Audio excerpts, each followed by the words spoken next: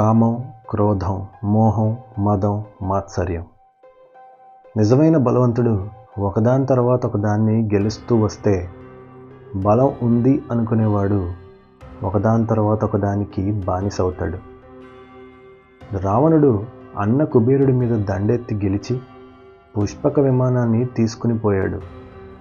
అదెక్కి గాలికి తిరుగుతూ శివుణ్ణే ఎదిరించి ఓడాడు. ప్రార్థించేసరికి శివుడు దయతలిచి వదిలేశాడు. అలా శివుడి చేత రావణ అని పిలిపించుకుని ఆ పేరుతో తిరుగుతూ ఒకరోజు ఒక దట్టమైన అడవిలో విహరిస్తున్నాడు. అక్కడ ఒక మహావృక్షం కింద తపస్సు చేస్తూ ఒక అందమైన కన్య కనిపించింది. జటలు కట్టి ఒళ్ళంతా ఆకులు అలములు రాలి దుమ్ము కొట్టుకుపోయి కూడా చాలా అందంగా ఉన్న ఆ తపస్విని చూసి దగ్గరికి వెళ్ళాడు. అసురుడి రాకతో ఆమె తపస్సు భంగమై కళ్ళు తెరిచి వినయంతో నమస్కరించి నీవెవరవని అడిగింది. నేను లంకాధిపతిని, రావణుణ్ణి. ఈ లోకంలోని దేవతలకి మరొక దేవతననుకో. ఇంత దట్టమైన అడవిలో ఇంత అందమైన నీవు ఇలా జింక చర్మంతో తపస్సు చేస్తున్నావేంటి? నీవెవరు? ఎందుకు ఇలా చేస్తున్నావు అని అడిగాడు. దేవగురువు బృహస్పతి కొడుకు కుశధ్వజుడు. ఆయన మా తండ్రి. ఆయన ఒక బ్రహ్మర్షి. వేదాధ్యయనమే తపస్సుగా చేస్తున్న ఆయనకి వేదస్వరూపమై అయోనిజనై నేను జన్మించా. అందుకే నా పేరు వేదవతి. వేదస్వరూపాన్నైన నేను శ్రీ మహావిష్ణువుకే చెందాలని ఎంతమంది వచ్చి అడిగినా మా తండ్రి నన్ను కన్యాదానం చేయలేదు. అది చూసి కోపంతో దంభుడు అనే రాక్షసుడు నిద్రలోనే మా తండ్రి గొంతు కోసి చంపేశాడు.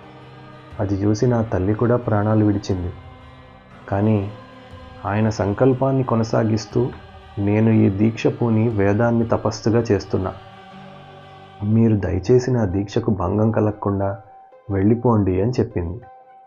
రావణుడికి అందులో రెండే అర్థమయ్యాయి. ఒకటి, తను ఒంటరిది. రెండు, శ్రీ మహావిష్ణువు కోసం ఎదురు చూస్తోంది. అంతే, గట్టిగా నవ్వాడు. పిచ్చిదానా, ఆ విష్ణువు కన్నా నేను ఎన్నో రెట్లు ఉన్నతుణ్ణి. వాణ్ణి వరిస్తే ఏమొస్తుంది? నన్ను వరించు. నీ ఈ తపస్సులు ఉపవాసాలు చేయక్కర్లేదు. అరచేతిలోనే స్వర్గం చూపిస్తా అన్నాడు. ఈ మాటలు విన్న ఆవిడకి చీకాకు కలిగింది. ముందు ఇక్కడి నుండి నువ్వు వెళ్ళిపో, ఆ పిచ్చి మాటలు మానే అంది. వినలేదు సరికదా, దగ్గరకొచ్చి బలవంతంగా చేయి పట్టుకుని లాగి మీదకి తీసుకున్నాడు. వదిలించుకోపోతే జుట్టు పట్టుకున్నాడు. అంతే, కోపంతో తన జుట్టుని కత్తితో నరికినట్టు చేత్తోనే అక్కడికి నరికేసి విడిపించుకొని దూరంగా పరిగెత్తి ఆగింది. వెంట వస్తున్న రావణుని చూసి అసహ్యము, కోపము అన్నీ కలిసి కన్నీళ్లు పర్యంతమైంది. నీచుడా, బలం ఉందన్న పొగరుతో ఏదన్నా నీ సొంతం కావాలనుకోవటమే నిజమైన రాక్షసత్వం. నీకు నేను దక్కను సరికదా, మరొక జన్మలోనైనా సరే నీ మరణాన్ని తెచ్చే రూపంలో పుడతాను. నీ చావు నా వల్లే కలుగుతుంది అని తనను తాను కాల్చుకొని ప్రాణాలు విడిచింది. ఎప్పుడైతే ఇది జరిగిందో పైనుండి పూలవాన ఆ కాలిపోయిన వేదవతి బూడిద మీద పడింది. రావణుడిదేం పట్టించుకోలే. తనని ఒక ఆడది ఛీ అని తనని తాను కాల్చుకొని చచ్చిందని అలా ఆనందించిన దేవతల్ని తిట్టుకున్నాడు. దొరక్కపోతారా మళ్ళీ అని నవ్వుకుంటూ, అనుభవించే లోపలే పండు జారిపోయిందే అని అనుకుంటూ పుష్పకమెక్కి వెళ్ళిపోయాడు. వెళ్తూ వెళ్తూ ఉండగా కొద్దిసేపటికి దూరం నుండి ఏదో వేదనాదం వినిపించింది. చిర్రెత్తిపోసింది. ఎప్పుడు చూడు ఆ విష్ణువునే పూజిస్తారని దిగాడు. వీళ్ల పని చెప్దాం అనుకున్నాడు. ఎవడ్రా అది అని వెతుక్కుంటూ వెళ్ళాడు. భూమి మీద మరుత్తుడనే ఒక రాజు యజ్ఞం చేస్తున్నాడు.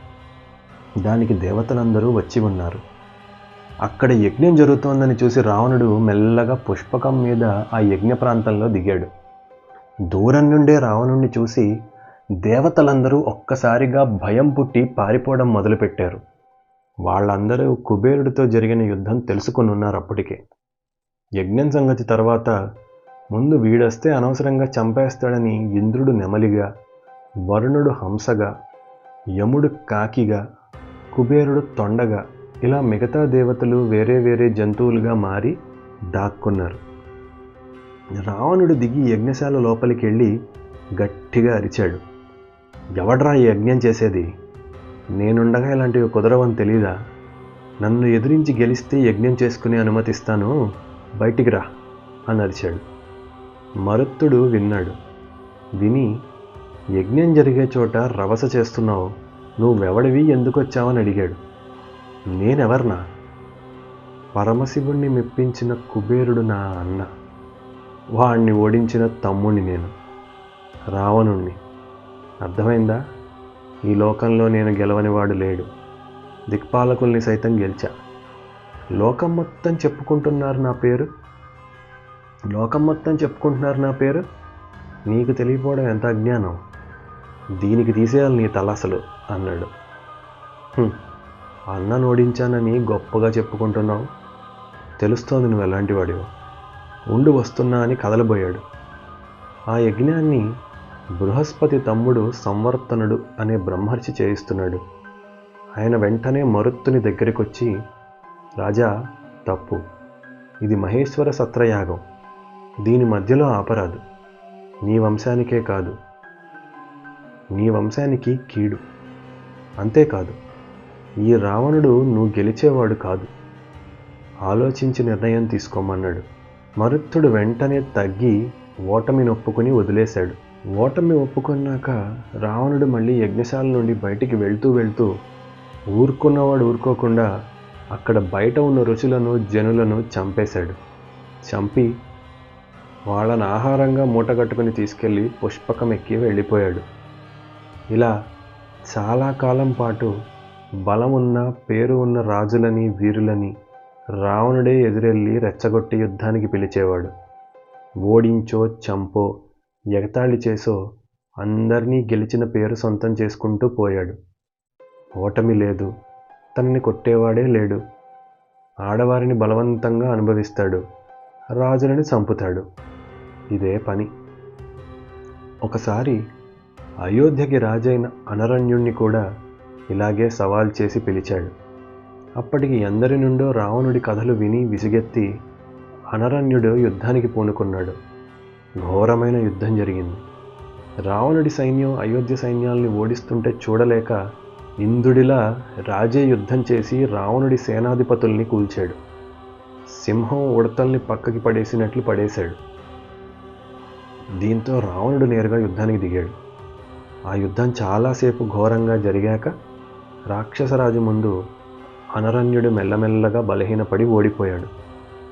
అతని తల పగలగొట్టి రావణుడు నెత్తురు తాగుతూ, అంతఃపురంలో ఆడవారి మధ్య చూపించు నీ మొగతనం నా దగ్గర కాదు అంటూ హేళన చేశాడు.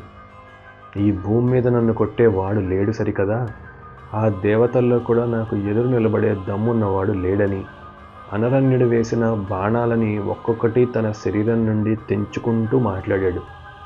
అది విని అనరణ్యుడు నవ్వి, మూర్ఖుడా, నువ్వు నేను కాదు గెలిచేది, సమయం గెలుస్తుంది. ఈ సమయం నాది కాదు గనక ఓడిపోయా. దాటలేని కాలం వస్తే ఎవడన్నా ఓడాల్సిందే. యుద్ధం అన్నాక గెలవటం ఓడటం సహజం. నువ్వు వీరుడిలా కాకుండా చౌకబారు మనిషిలా ఓడిన నన్ను నా వంశాన్ని దూషించావు. ఇదే చెప్తున్నా విను. నేను నిజంగా భయపడకుండా నీతో యుద్ధం చేసి ఉంటే, ధర్మంగా నా ప్రజల్ని పాలించి ఉంటే, ఉదారంగా దానాలు చేసి ఉంటే నా వంశంలోనే పుట్టే ఒకడు నిన్ను చంపుతాడు. ఓ, నీ చావు కోసం ఎదురు చూడమని శపించాడు.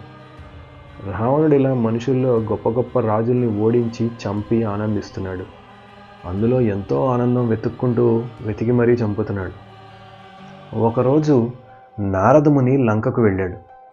ఆయన బ్రహ్మమానస పుత్రుడు కాబట్టి రావణుడికి తాత వరస.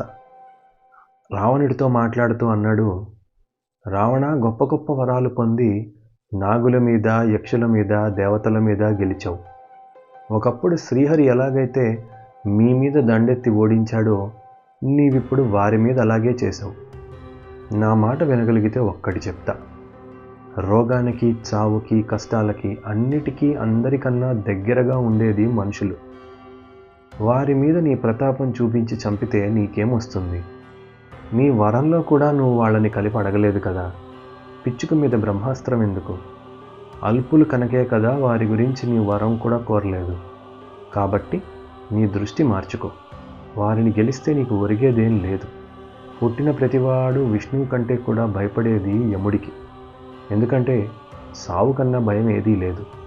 ఆయన్ని గెలు, అది అసలైన గెలుపు. ఏమంటావు అని అన్నాడు. రావణుడి కళ్ళు వెంటనే మెరిశాయి.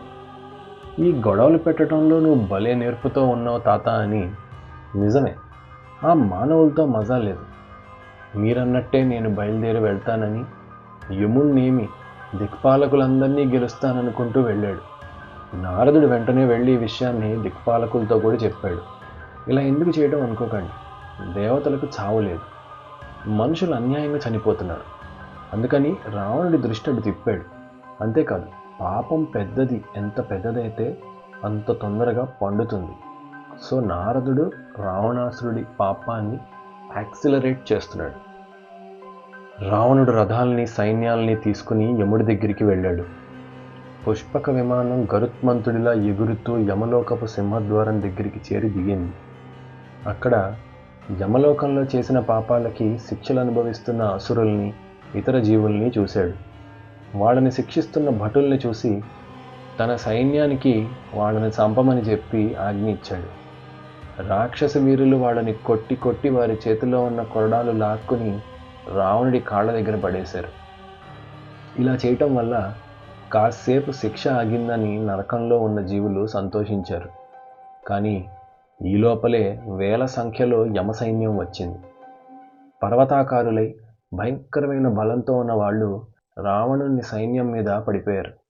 రావణుడు ఆలోచించే లోపలే సైన్యాన్ని చంపుకుపోతూ మంత్రులని గాయపరుస్తూ ఉన్నారు. పుష్పక విమానాన్ని కూడా ధ్వంసం చేశారు. విమానంలోంచి కింద పడి లేచాడు. అతని మీద వేలలో బాణాలు వేసి కవచాన్ని విరక్కొట్టారు. ఇంత రావణుడు రక్తంతో ధారలుగా కారుతూ నిలబడ్డాడు. దివ్యమైన పుష్పకం అనూహ్యంగా దానంతట అదే రిపేర్ అయిపోయింది.